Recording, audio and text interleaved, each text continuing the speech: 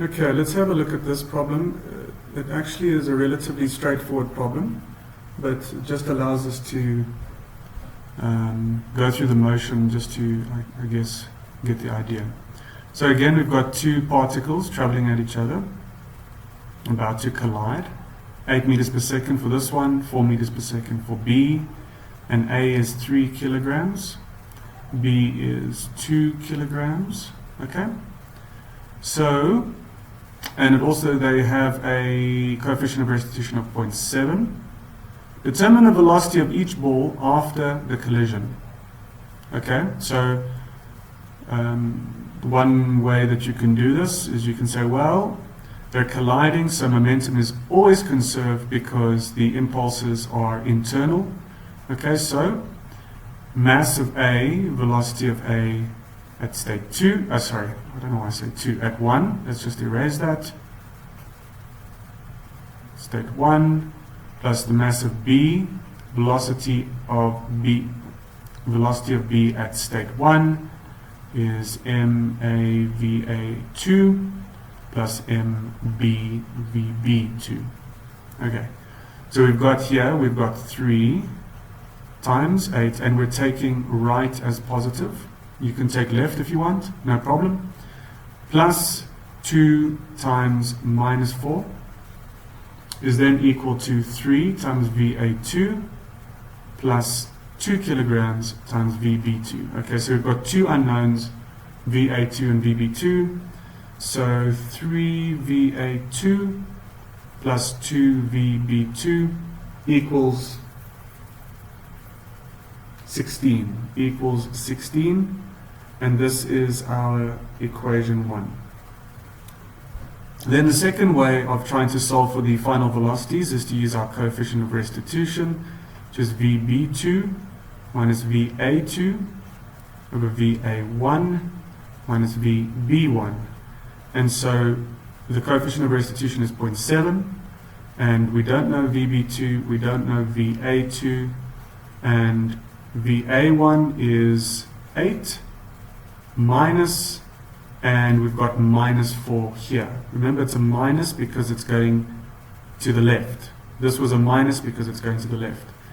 And we end up with, let's see, we have VB2 minus VA2 is 8.4.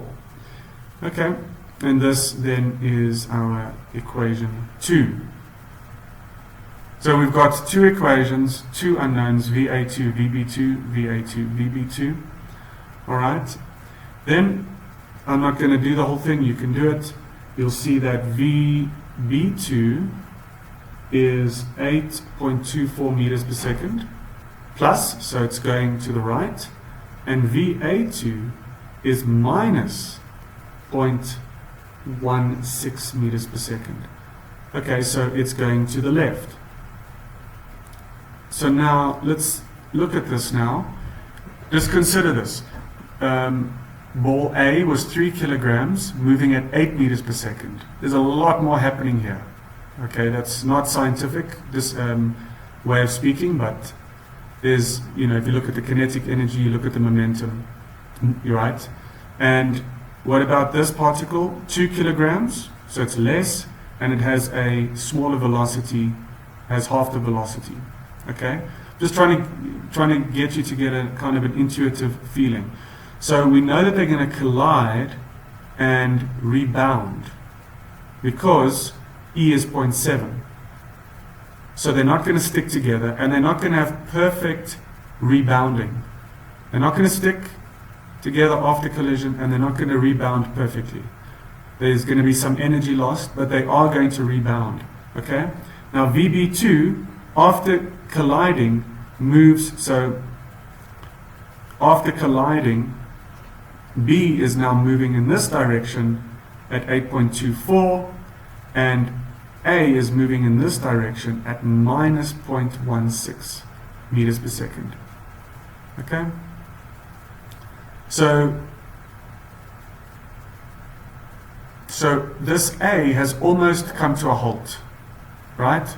It's moving slightly back with a very small velocity, and B is has rebounded with almost more than double the velocity.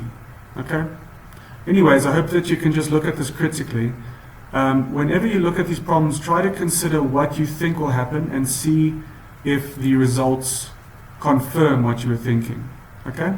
Or when you get the results, make sure that it makes sense.